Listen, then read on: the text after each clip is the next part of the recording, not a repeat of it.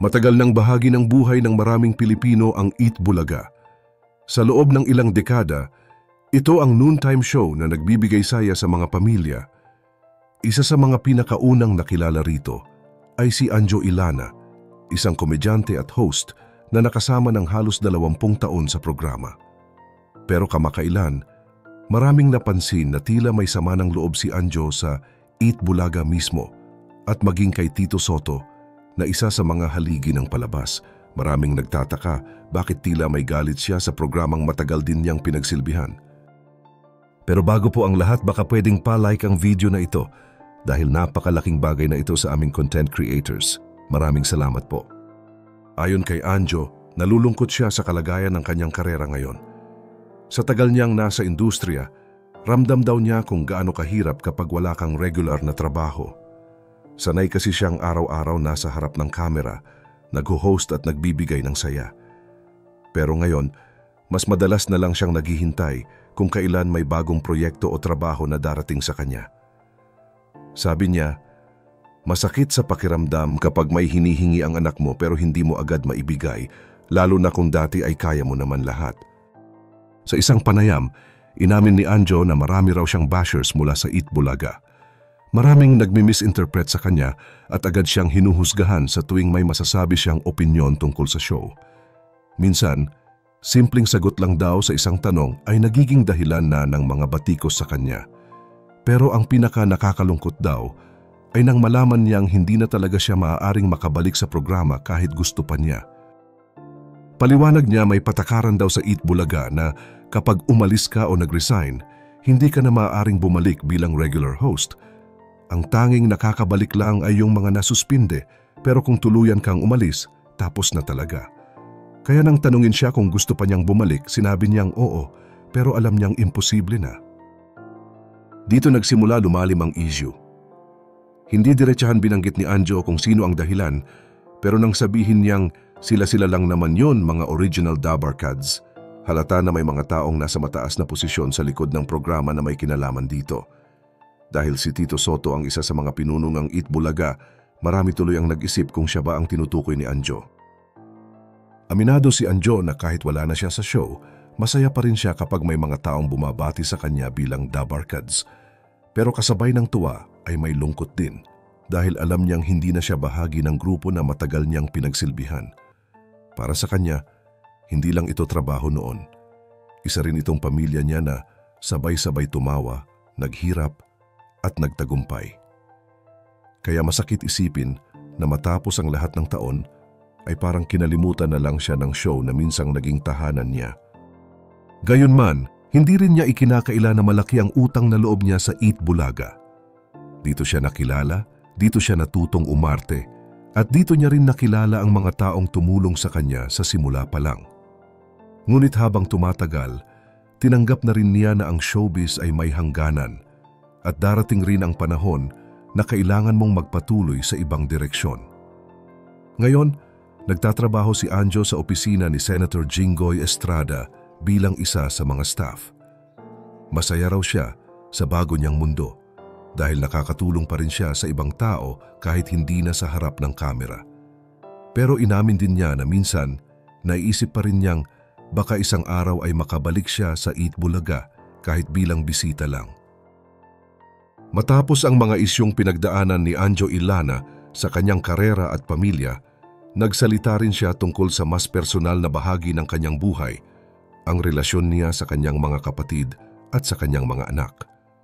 Ipinakita ni Anjo na sa kabila ng mga tampuhan, selosan at mga hindi pagkakaintindihan, mahalaga pa rin para sa kanya ang pagkakabati at pagkakaintindihan ng pamilya. Kwento niya, ayaw niyang lumaki ang kanyang mga anak na sanay na binibigyan lang ng lahat. Gusto niyang maramdaman nila kung paano ang tumulong sa magulang at sa pamilya. Ayon sa kanya, mas masarap sa pakiramdam kapag nakita mong may malasakit ang mga anak mo, hindi lang sa sarili nila, kundi pati sa mga kapatid at sa magulang.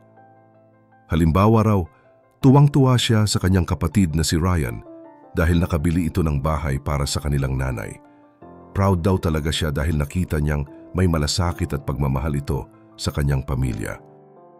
Pagdating naman kay Jomari, isa rin sa mga kapatid niya, aminado si Anjo na nagkaroon sila ng tampuhan na umabot ng mahigit 1 taon.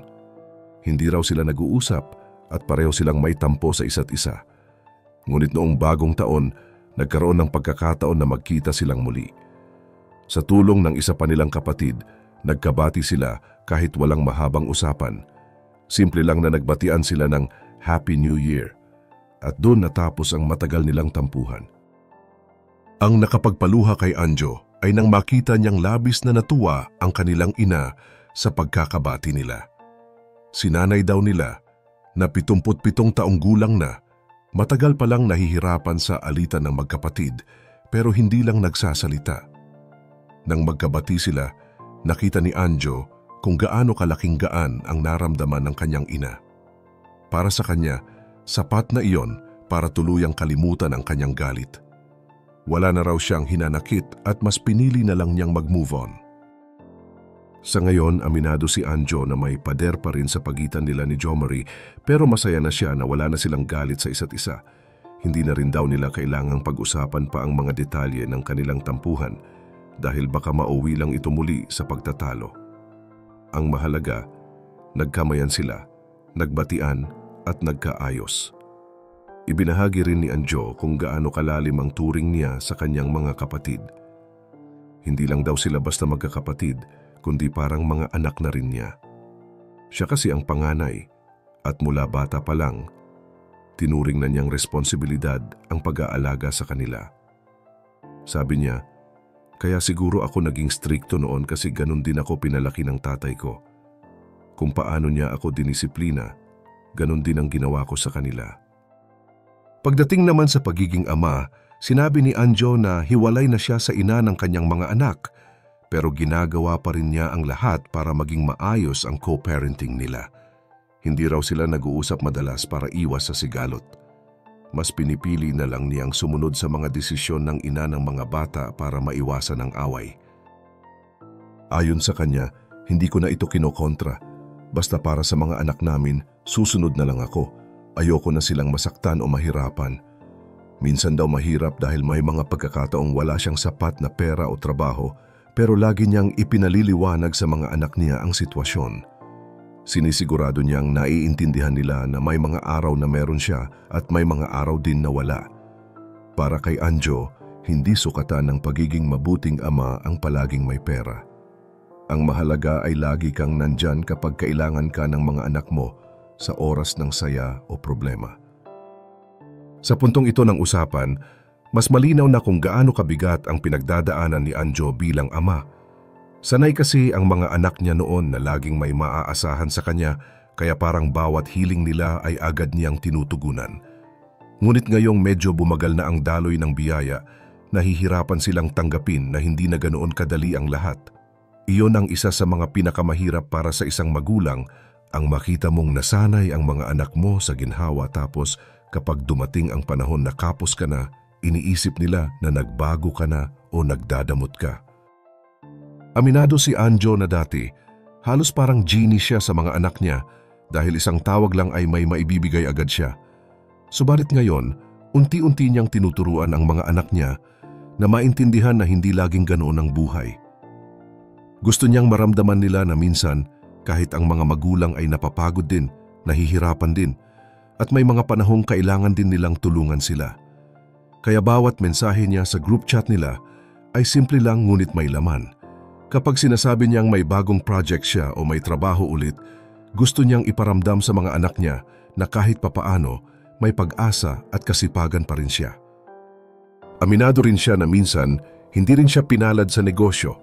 May mga pagkakataong naloko siya ng mga pinagkakatiwalaan at may mga kaibigan na sinamantala ang kabutihan niya. Ngunit sa halip na magtanim ng sama ng loob, tinuring niya itong aral sa buhay.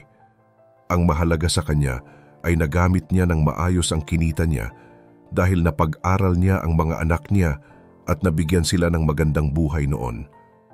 Kaya kahit ngayon, hindi siya nagsisisi dahil alam niyang nagampanan naman niya ang tungkulin niya bilang ama. Sa kasalukuyan, mas nakikita raw niya ang halaga ng pagtutulungan. Ang dating asawa niya ay mas malaki na ang naitutulong ngayon At nagpapasalamat siya dahil kahit wala na silang relasyon, nagagawa pa rin nilang magtaguyod ng maayos bilang mga magulang. Ayaw na raw niyang bumalik sa mga sigawan at hindi pagkakaunawaan noong nakaraan. Mas gusto na niyang tahimik at maayos ang lahat para sa kapakanan ng mga anak. Sabi nga niya, ngayon, mas simple na ang gusto ko. Gusto ko lang maramdaman ng mga anak ko na kahit mahirap ang buhay, hindi nagbago ang tatay nila. Mahal ko pa rin sila kahit hindi ko na maibigay lahat. Sa dulo ng lahat, malinaw ang mensahe ni Anjo na hindi sukatan ng pagmamahal ang dami ng naibibigay mo. Minsan, sapat na ang oras at presensya mo para maramdaman ng mga anak ang tunay na pagmamahal mo. Kaya sabi niya, sana matutunan din ng mga anak niya na intindihin at pahalagahan ang mga magulang nila. Dahil sa huli, pera man o wala, ang tunay na yaman ng isang pamilya ay ang pagmamahalan at pag-unawa sa isa't isa. Kung ikaw, dumating ka rin sa ganitong punto, kaya mo rin bang tanggapin na hindi laging kayang ibigay ng magulang mo ang lahat, ngunit kaya ka pa rin nilang mahalin ng buong puso? Ibahagi mo naman ang sagot mo sa ibaba at huwag mong kalimutan mag-like at subscribe para sa mas marami pang updates gaya nito.